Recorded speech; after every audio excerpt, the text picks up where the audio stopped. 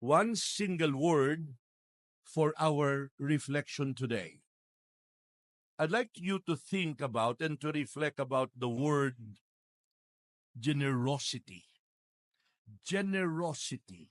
How generous are you?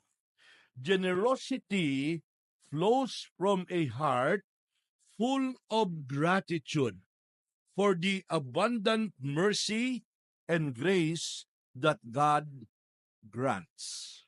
I was talking to a religious of more than 50 years, and I asked him one question and I said, "What is your secret for persevering?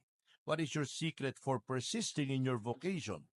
And that religious said to me, "Father, one thing, generosity. Be generous with yourself. Generosity. Think about it. How generous are you with your life? How generous are you with your gift? The first will be the last will be the first.